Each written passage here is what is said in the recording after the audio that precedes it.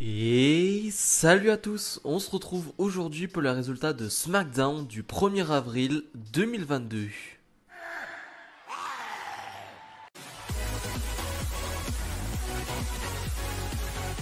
Mais avant de parler de ce show, eh bien, je voulais vous remercier parce que cette chaîne a donc passé les 1500 abonnés.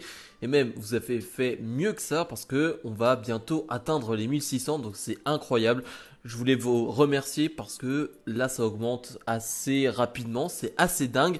Bien évidemment, on est dans la période WrestleMania, donc ça aide. Mais je voulais juste vous remercier parce que c'est incroyable. Pour moi, c'est incroyable. Donc merci beaucoup à vous. Et deuxième chose, je ne l'ai pas mis en avant, mais vous pouvez désormais être membre de la chaîne. Alors être membre de la chaîne, concrètement, ça consiste à quoi? Vous pouvez appuyer sur le bouton rejoindre et donc vous abonner à cette chaîne. Alors payant, mais c'est on va dire, payé pour, on va dire, me soutenir. Voilà, c'est comme si vous allez faire un don pour me soutenir. Voilà, il y a plusieurs modalités, donc je vous laisse regarder pour ceux qui sont intéressés, bien évidemment. Clairement, le but de la chaîne, le principe pour le moment n'est pas que ce soit mon métier, mais à moyen terme, à long terme, pourquoi pas que ça devienne mon métier. Donc voilà, si vous êtes intéressé, si vous avez les moyens, surtout, n'hésitez pas, si vous en avez envie, à devenir membre de cette chaîne. Vous aurez une dédicace pour la vidéo prochaine si vous devenez membre de cette chaîne. Et on débute directement avec la bataille André le Géant. Alors c'est une Battle Royale, donc en soi il n'y a pas grand chose à dire sur le catch pur.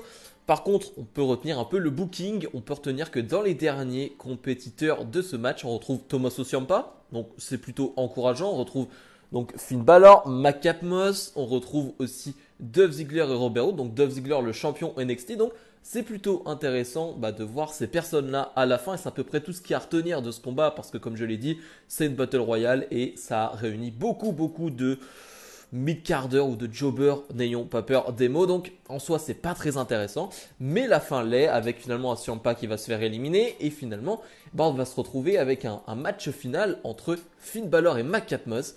Et à la surprise générale, le champion des États-Unis va se faire éliminer par Madcap Moss. Madcap Moss donc remporte cette bataille André le Géant, qui est soi-disant, on va dire, une grosse battle royale. Clairement, de la mettre maintenant à SmackDown, elle perd encore plus de sa valeur, même si elle n'en avait pas beaucoup là. Elle en perdait vraiment beaucoup de sa valeur ces derniers temps, mais là c'est encore pire. Mais donc faire gagner un jeune comme Madcap Moss, pourquoi pas? Ça, je suis d'accord. Il faut faire gagner des jeunes sur ce type de match. Maintenant, faire gagner face à Finn Balor qui n'est pas le meilleur champion des États-Unis dans le sens où il n'est pas très bien booké. Bon, j'aurais bien aimé que Finn Balor remporte ce match. Très clairement, j'aurais même bien aimé que Dolph Ziggler, le champion NXT, remporte ce match. Bon, c'est Madcap Moss.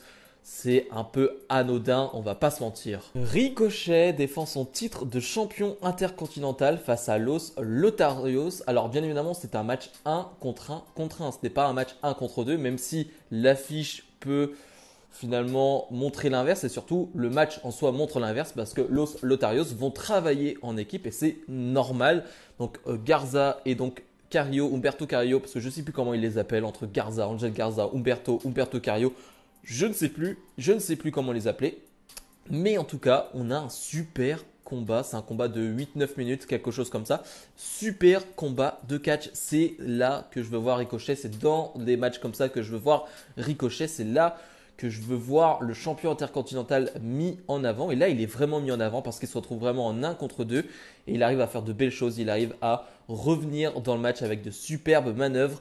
Il arrive surtout à faire en sorte que les deux, forcément ça allait arriver, Los Lotarios, donc les deux membres de Los Lotarios vont à un moment donné se prendre la tête finalement. Parce que oui, tu as quand même un titre majeur qui est en jeu. Donc les deux vont se prendre la tête pour savoir qui va gagner le match, qui doit remporter ce combat.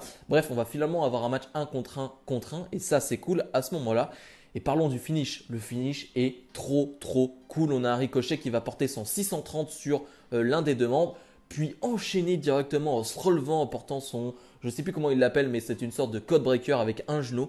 C'est impressionnant. Je trouve que la fluidité, l'enchaînement est impressionnant. Et Ricochet va donc remporter ce match et rester champion intercontinental.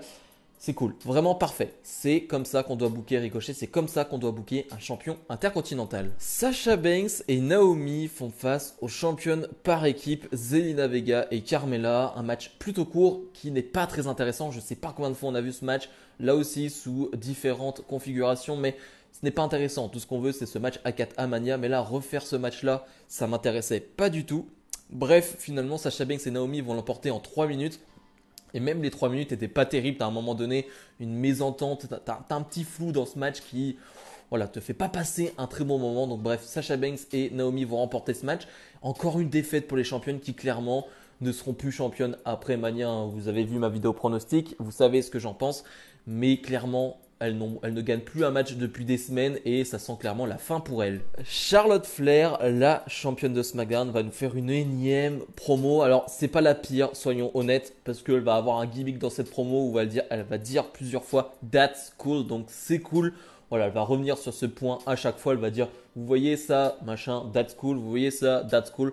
Donc, le gimmick est pas si mal dans la promo. C'est vrai que j'en peux plus. J'en peux plus des promos. Juste avant, on avait une promo, on va dire, enregistrée de Ronda Rousey qui s'entraînait, elle, sur un ring, puis a fait une petite promo.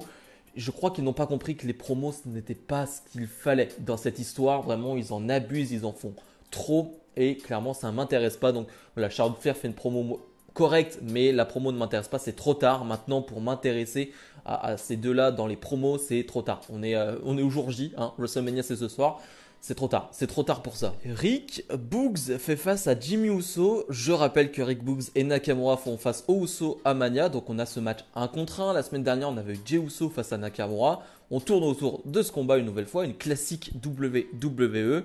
Le combat va pas être très long parce que finalement, il va y avoir une embrouille avec donc Finn Balor, avec Austin Theory parce que finalement, en backstage, on a eu un segment entre Pat McAfee et Austin Theory et finalement Vince McMahon est intervenu carrément et Vince McMahon a dit non, on n'a pas le droit de toucher à Austin Theory, on ne touche pas à Austin Theory avant son combat. Donc ça va se jouer un peu là-dessus et finalement le match va s'arrêter, va reprendre sous une autre forme, on va se retrouver dans un 3 contre 3, donc les Usos et Austin Theory face à Nakamura, Boogs et Balor.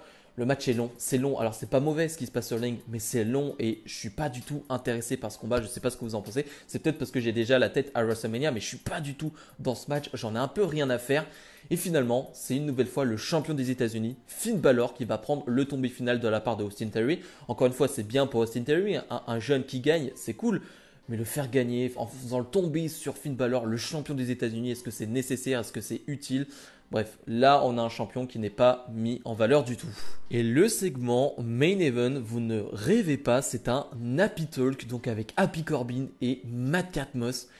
Oui, c'est bien ça le segment Main Event du dernier show avant WrestleMania. Alors je veux bien que certaines superstars n'étaient pas disponibles, voilà que c'est compliqué un dernier show avant WrestleMania, je le sais bien. Mais terminer avec ça quand même. Et en plus, alors j'ai détesté les propos tenus par les deux catcheurs sur le ring. J'ai détesté, c'est-à-dire que voilà, les deux ont l'épée de Drew McIntyre, l'épée qui s'appelle Angela par rapport à la mère qui est de Drew McIntyre qui est donc décédée. On va faire une blague par rapport à ça. Je crois que Matt Capmos dit, vous savez c'est quoi le point commun entre la mère de Drew McIntyre et l'épée? Et Drew McIntyre les a perdus les deux. J'ai pas trouvé ça drôle. Alors ok, j'imagine que Drew McIntyre a accepté que cette blague soit faite. Peut-être, je ne sais pas. Mais j'ai pas compris. Alors ok, ça met de la hit sur les heels. Mais non, ça j'avoue que ça me fait pas rire. Quand on parle des morts comme ça me fait pas rire. Bref, McIntyre va arriver, va faire le ménage.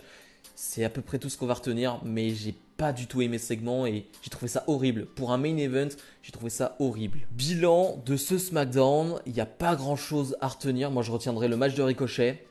Et c'est à peu près tout sur 2 heures de show. Alors, c'est 2 heures de show, mais on a beaucoup de récapitulatifs pour WrestleMania. On le sait, c'est le dernier show avant Mania. Donc, on récapitule des histoires. On met en avant certaines choses. C'est normal. Mais j'avoue qu'il aurait pu avoir quelques efforts de fait sur quelques matchs. Sur le main event, par exemple, avoir un moment un peu plus marquant pour ce main event. Parce que, ouais, c'était pas terrible du tout. C'était pas terrible du tout. Je vais pas donner de note à ce show parce qu'il est tellement particulier et j'en ai un peu rien à faire. Très honnêtement, pour moi, ce show n'existe pas ou n'existe plus. C'est-à-dire que là, je vais faire ma review, je vais sortir ma vidéo. Et aujourd'hui, c'est le WrestleMania et aujourd'hui, c'est le pay-per-view de NXT. Donc, j'en ai plus rien à faire de ce show. Donc, clairement, je ne vais pas donner une note. Je m'en fous. Bref, comme d'habitude, n'hésitez pas à mettre le petit pouce bleu, à vous abonner. Et nous, on se retrouve dès demain pour ma review de WrestleMania, de NXT. Bref, beaucoup de vidéos arrivent. Salut, salut!